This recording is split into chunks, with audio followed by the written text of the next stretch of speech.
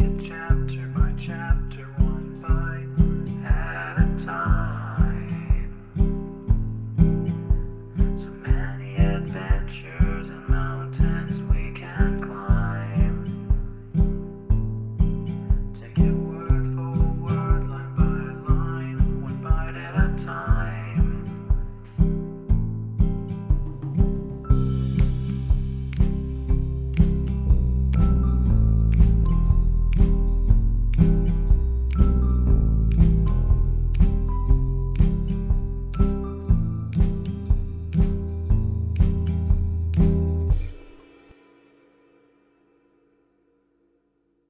Welcome to Bite at a Time Books, where we read you your favorite classics one bite at a time.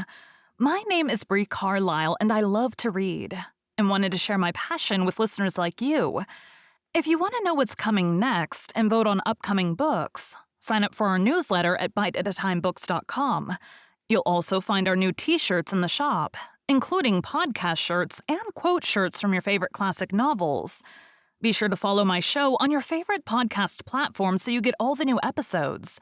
You can find most of our links in the show notes. But also our website, biteatatimebooks.com, includes all of the links for our show, including to our Patreon to support the show, and YouTube, where we have special behind the narration of the episodes. We're part of the Bite at a Time Books Productions Network. If you'd also like to hear what inspired your favorite classic authors to write their novels, and what was going on in the world at the time, check out the Bite at a Time Books Behind the Story podcast, wherever you listen to podcasts. Please note, while we try to keep the text as close to the original as possible, some words have been changed to honor the marginalized communities who've identified the words as harmful, and to stay in alignment with Bite at a Time Books' brand values. Today we'll be continuing Great Expectations by Charles Dickens. Chapter 40. It was fortunate for me that I had to take precautions to ensure, so far as I could, the safety of my dreaded visitor. For this thought pressing on me when I awoke held other thoughts in a confused concourse at a distance. The impossibility of keeping him concealed in the chambers was self-evident. It could not be done, and the attempt to do it would inevitably engender suspicion. True, I had no avenger in my service now, but I was looked after by an inflammatory old female, assisted by an animated ragbag whom she called her niece, and to keep her own secret from them would be to invite curiosity and exaggeration. They both had weak eyes, which I had long attributed to their chronically looking in at keyholes, and they were always at hand when not wanted. Indeed, that was their only reliable quality besides larceny. Not to get up a mystery with these people, I resolved to announce in the morning that my uncle had unexpectedly come from the country. This course I decided on while I was yet groping about in the darkness for the means of getting a light. Not stumbling on the means after all, I was fain to go out to the adjacent lodge and get the watchman there to come with his lantern. Now, in groping my way down the black staircase, I fell over something, and that something was a man crouching in a corner. As the man made no answer when I asked him what he did there, but eluded my touch in silence, I ran to the lodge and urged the watchman to come quickly, telling him of the innocent on the way back. The wind being as fierce as ever, we did not care to endanger the light in the lantern by rekindling the extinguished lamps on the staircase. But we examined the staircase from the bottom to the top and found no one there. It then occurred to me as possible that the man might have slipped into my rooms. So, lighting my candle at the watchman's and leaving him standing at the door, I examined them carefully, including the room in which my dreaded guest lay asleep. All was quiet, and assuredly no other man was in those chambers. It troubled me that there should have been a lurker on the stairs on that night of all nights in the year, and I asked the watchman on the chance of eliciting some hopeful explanation as I handed him a dram at the door, whether he had admitted at his gate any gentleman who had perceptibly been dining out. Yes, he said, at different times of the night, 3. One lived in Fountain Court, and the other 2 lived in the lane, and he had seen them all go home. Again, the only other man who dwelt in the house of which my chambers formed a part had been in the country for some weeks, and he certainly had not returned in the night, because we had seen his door with the seal on it as we came upstairs. "The night being so bad, sir," said the watchman as he gave me back my glass, "uncommon few have come in at my gate. Besides them 3 gentlemen that I've named, I don't call to mind another since about 11 o'clock when a stranger asked for you." "My uncle," I muttered. "Yes." "You saw him, sir?" "Yes. Oh, yes. Likewise the person with him." "Person with him?" I repeated. "I judge the person to be with him," returned the watchman. "The person stopped when he stopped to make inquiry of me, and the person took this way when he took this way." "What sort of person?" The watchman had not particularly noticed. He should say a working person, to the best of his belief. He had a dust-colored kind of clothes on under a dark coat. The watchman made more light of the matter than I did, and naturally, not having my reason for attaching weight to it. When I had got rid of him, which I thought it well to do without prolonging explanations, my mind was much troubled by these 2 circumstances taken together, whereas they were easy of innocent solution apart, as, for instance, some diner out or diner at home who had not gone near this watchman's gate might have strayed to my staircase and dropped asleep there, and my nameless visitor might have brought someone with him to show him the way. Still, joined, they had an ugly look to one as prone to distrust and fear as the changes of a few hours had made me. I lighted my fire, which burnt with a raw pale flare at that time of the morning, and fell into a doze before it. I seemed to have been dozing a whole night when the clock struck 6. As there was full an hour and a half between me and daylight, I dozed again, now waking up uneasily with prolix conversations about nothing in my ears, now making thunder of the wind in the chimney, at length falling off into a profound sleep from which the daylight woke me with a start. All this time, I had never been able to consider my own situation, nor could I do so yet. I had not the power to attend to it. I was greatly dejected and distressed, but in an incoherent, wholesale sort of way. As to forming any plan for the future, I could as soon have formed an elephant. When I opened the shutters and looked out at the wet, wild morning, all of a leaden hue, when I walked from room to room, when I sat down again shivering before the fire, waiting for my laundress to appear, I thought how miserable I was, but hardly knew why, or how long I had been so, or on what day of the week I made the reflection, or even who I was that made it. At last, the old woman and the niece came in, the latter with a head not easily distinguishable from her dusty broom, and testified surprise at sight of me and the fire, to whom I imparted how my uncle had come in the night and was then asleep, and how the breakfast preparations were to be modified accordingly. Then I washed and dressed while they knocked the furniture about and made a dust, and so in a sort of dream or sleep-waking, I found myself sitting by the fire again, waiting for him to come to breakfast. By and by, his door opened, and he came out. I could not bring myself to bear the sight of him, and I thought he had a worse look by daylight. "I do not even know," said I, speaking low as he took his seat at the table, "by what name to call you. I've given out that you're my uncle." "That's it, dear boy, call me uncle." "You assumed some name, I suppose, on board ship." "Yes, dear boy, I took the name of Provis." "Do you mean to keep that name?" "Why, yes, dear boy, it's as good as another unless you'd like another." "What is your real name?" I asked him in a whisper. "Magwitch," he answered in the same tone. "Christened Abel." "What were you brought up to be?" "A warmint, dear boy." He answered quite seriously and used the word as if it denoted some profession. "When you came into the temple last night," said I, pausing to wonder whether that could really have been last night, which seemed so long ago. "Yes, dear boy." "When you came in at the gate and asked the watchman the way here, had you anyone with you?" "With me? No, dear boy." "But there was someone there." "I didn't take particular notice," he said dubiously, "not knowing the ways of the place. But I think there was a person, too, comin' alonger me." "Are you known in London?" "I hope not," said he, giving his neck a jerk with his forefinger that made me turn hot and sick. "Were you known in London once?" "Not over and above, dear boy. I was in the provinces mostly." "Were you tried in London?" "Which time?" said he with a sharp look. "The last time." He nodded. "First knowed Mr. Jaggers that way. Jaggers was for me." It was on my lips to ask him what he was tried for, but he took up a knife, gave it a flourish, and with the words, "And what I'd done is worked out and paid for," fell to at his breakfast. He ate in a ravenous way that was very disagreeable, and all his actions were uncouth, noisy, and greedy.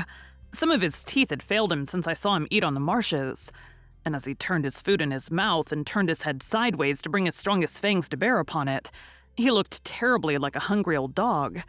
If I had begun with any appetite, he would have taken it away, and I should have sat much as I did, repelled from him by an insurmountable aversion and gloomily looking at the cloth.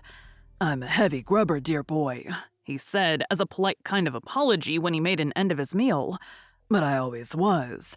If it had been in my constitution to be a lighter grubber, I might have got into lighter trouble. Similarly, I must have my smoke. When I was first hired out as a shepherd the other side of the world, it's my belief I should have turned into a molly-callin' mad sheep myself if I hadn't had my smoke." As he said so, he got up from the table, and putting his hand into the breast of the pea-coat he wore, brought out a short black pipe, and a handful of loose tobacco of the kind that is called Negro head. Having filled his pipe, he put the surplus tobacco back again as if his pocket were a drawer. Then he took a live coal from the fire with the tongs and lighted his pipe at it, and then turned round on the hearthrug with his back to the fire, and went through his favorite action of holding out both his hands for mine. "And this," said he, dandling my hands up and down in his, as he puffed at his pipe, "and this is the gentleman what I made, the real genuine one. It does me good for to look at you, Pip. All I stipulate is to stand by and look at you, dear boy." I released my hands as soon as I could, and found that I was beginning slowly to settle down to the contemplation of my condition. What I was chained to, and how heavily, became intelligible to me, as I heard his hoarse voice and sat looking up at his furrowed bald head with its iron gray hair at the sides. "I mustn't see my gentleman footing it in the mire of the streets. There mustn't be no mud on his boots. My gentleman must have horses, Pip. Horses to ride and horses to drive, and horses for his servant to ride and drive as well. Shall colonists have their horses and blood 'uns, if you please, good lord, and not my London gentlemen?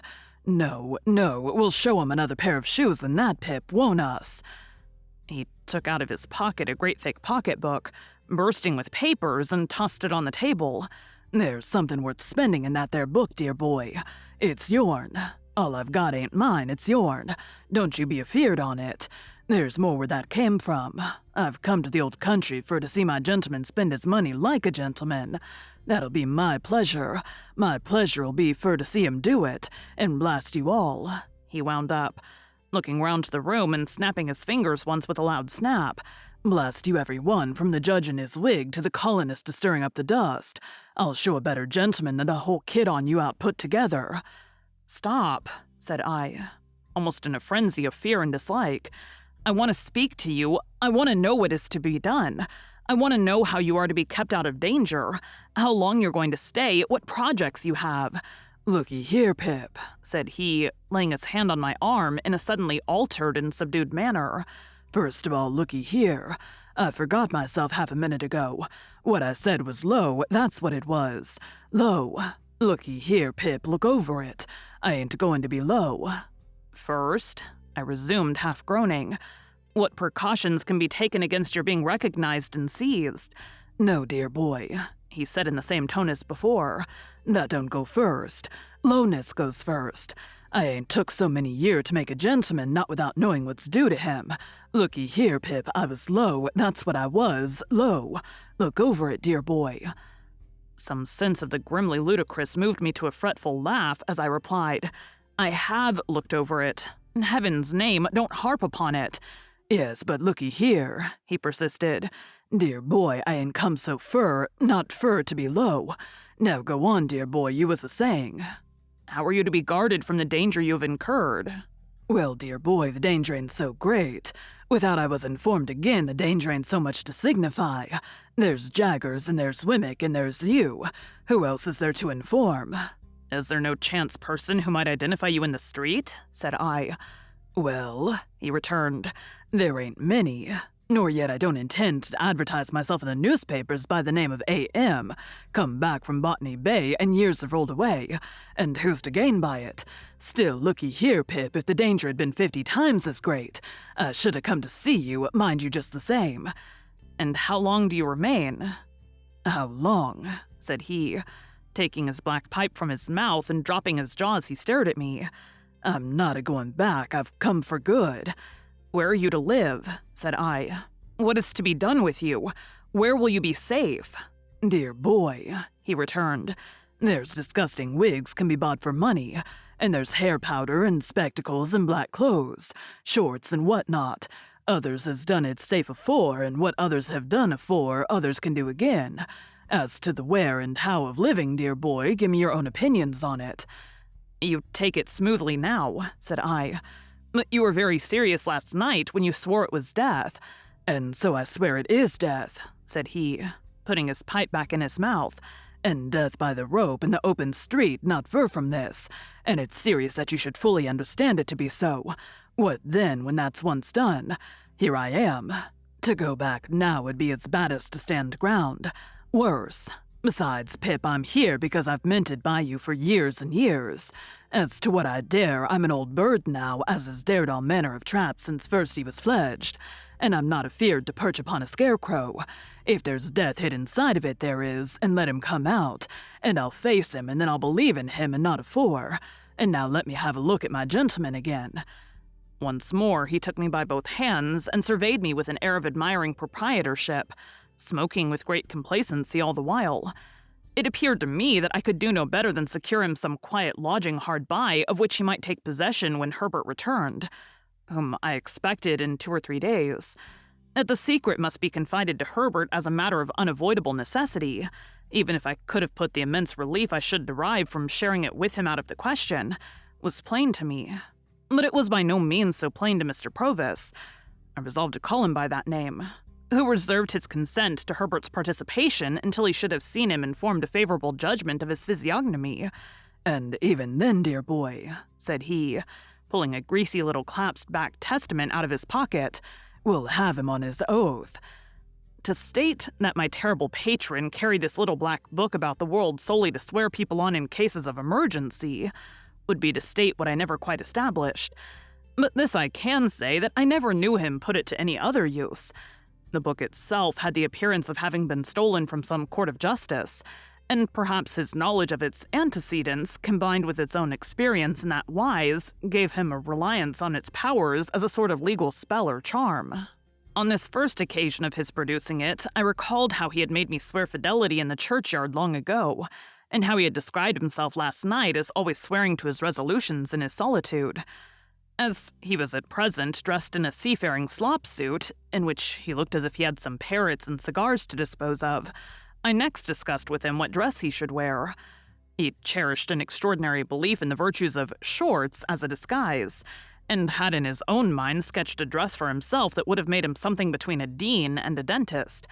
It was with considerable difficulty that I won him over to the assumption of a dress more like a prosperous farmer's, and we arranged that he should cut his hair close and wear a little powder.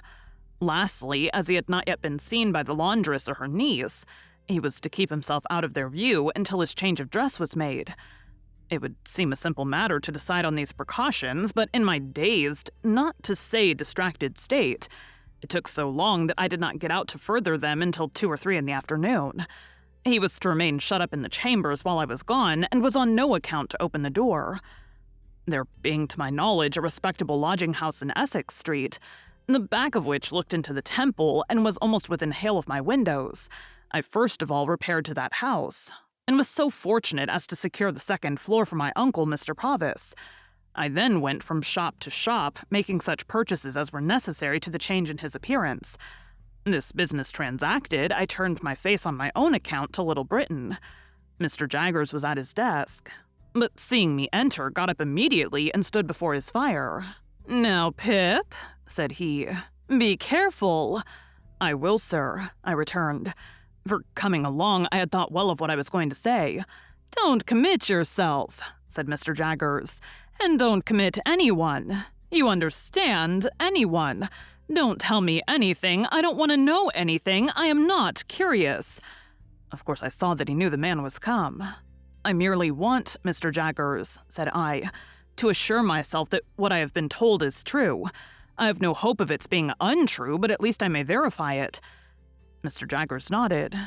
"But did you say told or informed?" he asked me, with his head on one side and not looking at me but looking in a listening way at the floor.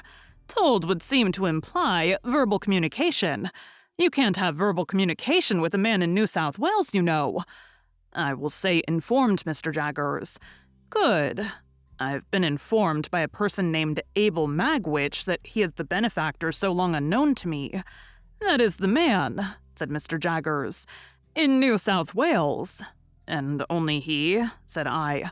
And only he, said Mr. Jaggers. I am not so unreasonable, sir, as to think you at all responsible for my mistakes and wrong conclusions, but I always supposed it was Miss Havisham. As you say, Pip, returned Mr. Jaggers, turning his eyes upon me coolly and taking a bite at his forefinger. I am not at all responsible for that. And yet it looked so like it, sir, I pleaded with a downcast heart. Not a particle of evidence, Pip, said Mr. Jaggers, shaking his head and gathering up his skirts. Take nothing on its looks, take everything on evidence. There's no better rule. I have no more to say, said I with a sigh after standing silent for a little while. I have verified my information, and there's an end. And Magwitch in New South Wales having at last disclosed himself, said Mr. Jaggers. You will comprehend, Pip, how rigidly throughout my communication with you I have always adhered to the strict line of fact. There's never been the least departure from the strict line of fact. You are quite aware of that. Quite, sir. I communicated to Magwitch in New South Wales when he first wrote to me from New South Wales. The caution that he must not expect me ever to deviate from the strict line of fact. I also communicated to him another caution. He appeared to me to have obscurely hinted in his letter at some distant idea he had of seeing you in England here. I cautioned him that I must hear no more of that he was not at all likely to obtain a pardon, that he was expatriated for the term of his natural life, and that his presenting himself in this country would be an act of felony, rendering him liable to the extreme penalty of the law. I gave Magwitch that caution, said Mr. Jaggers, looking hard at me. I wrote it to New South Wales. He guided himself by it, no doubt. No doubt, said I. I have been informed by Wemmick, pursued Mr. Jaggers, still looking hard at me, that he has received a letter under date Portsmouth from a colonist of the name of Purvis or Provis, I suggested. Or Provis, thank you, Pip. Perhaps it is Provis. Perhaps you know it's Provis. Yes, said I. You know it's Provis. A letter under date Portsmouth from a colonist of the name of Provis asking for the particulars of your address, on behalf of Magwitch. Wemmick sent him the particulars. I understand by return of post, probably it is through Provis that you've received the explanation of Magwitch in New South Wales. It came through Provis, I replied. Good day, Pip, said Mr. Jaggers, offering his hand. Glad to have seen you. In writing by post to Magwitch in New South Wales, or in communicating with him through Provis, have the goodness to mention that the particulars and vouchers of our long account shall be sent to you together with the balance, for there is still a balance remaining. Good day, Pip. We shook hands, and he looked hard at me as long as he could see me. I turned to the door, and he was still looking hard at me while the two vile casts on the shelf seemed to be trying to get their eyelids open, and to force out of their swollen throats, oh, what a man he is. Wemmick was out, and though he had been at his desk, he could have done nothing for me. I went straight back to the temple where I found the terrible Provis drinking rum and water and smoking Negro head in safety. Next day, the clothes I had ordered all came home, and he put them on. Whatever he put on became him less, it dismally seemed to me, than what he had worn before. To my thinking, there was something in him that made it hopeless to attempt to disguise him. The more I dressed him, and the better I dressed him, the more he looked like the slouching fugitive on the marshes.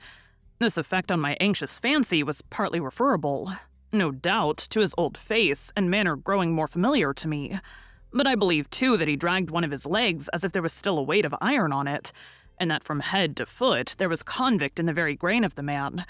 The influences on his solitary hut life were upon him besides, and gave him a savage air that no dress could tame. Added to these were the influences of his subsequent branded life among men, and crowning all his consciousness that he was dodging and hiding now, in all his ways of sitting and standing and eating and drinking, of brooding about in a high-shouldered, reluctant style, of taking out his great horn-handled jackknife and wiping it on his legs and cutting his food, of lifting light glasses and cups to his lips as if they were clumsy pannikins, of chopping a wedge off his bread and soaking up with it the last fragments of gravy round and round his plate, as if to make the most of an allowance, and then drying his finger ends on it, and then swallowing it, in these ways and 1,000 other small nameless instances arising every minute in the day.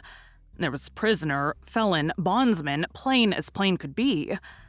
It had been his own idea to wear that touch of powder, and I had conceded the powder after overcoming the shorts. But I can compare the effect of it, went on, to nothing but the probable effect of rouge upon the dead. So awful was the manner in which everything in him that it was most desirable to repress, starting through that thin layer of pretense, and seemed to come blazing out at the crown of his head. It was abandoned as soon as tried, and he wore his grizzled hair cut short. Words cannot tell what a sense I had, at the same time, of the dreadful mystery that he was to me. When he fell asleep of an evening with his knotted hands clenching the sides of the easy-chair, and his bald head tattooed with deep wrinkles falling forward on his breast, I would sit and look at him, wondering what he had done and loading him with all the crimes in the calendar, until the impulse was powerful on me to start up and fly from him. Every hour so increased my abhorrence of him that I even think I might have yielded to this impulse in the first agonies of being so haunted, notwithstanding all he had done for me and the risk he ran, but for the knowledge that Herbert must soon come back. Once I actually did start out of bed in the night, and begin to dress myself in my worst clothes, hurriedly intending to leave him there with everything else I possessed, and enlist for India as a private soldier.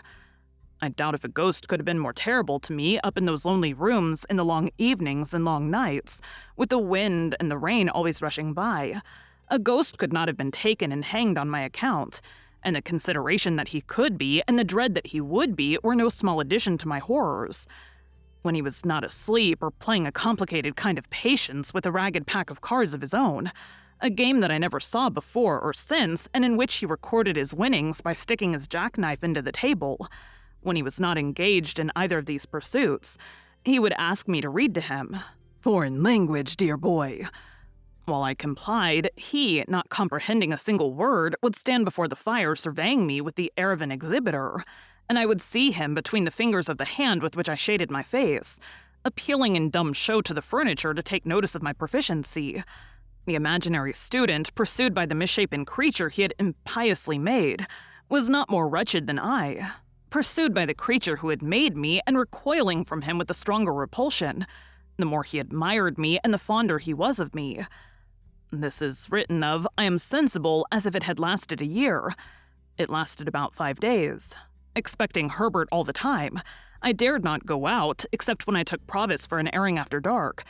At length, one evening when dinner was over and I had dropped into a slumber quite worn out, for my nights had been agitated and my rest broken by fearful dreams, I was roused by the welcome footstep on the staircase.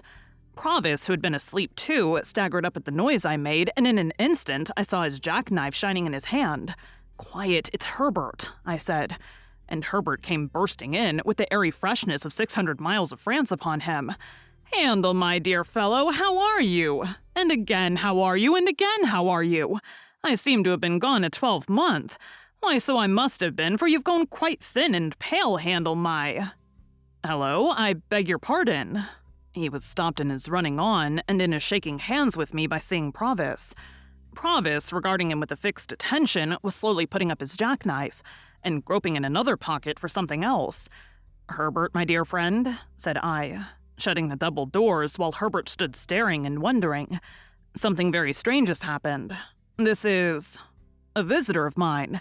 "It's all right, dear boy," said Provis, coming forward, with his little clasped black book, and then addressing himself to Herbert. "Take it in your right hand. Lord strike you dead on the spot if you ever split in any way somever. Kiss it." "Do so as he wishes it," I said to Herbert. So Herbert, looking at me with a friendly uneasiness and amazement, complied, and Provis, immediately shaking hands with him, said, "Now you're on your oath, you know, and never believe me on mine if Pip shan't make a gentleman on you." Thank you for joining Bite at a Time Books today, while we read a bite of one of your favorite classics. Again, my name is Bree Carlile, and I hope you come back tomorrow for the next bite of Great Expectations. Don't forget to sign up for our newsletter at biteatatimebooks.com and check out the shop You can check out the show notes or our website, biteatatimebooks.com, for the rest of the links for our show. We'd love to hear from you on social media as well.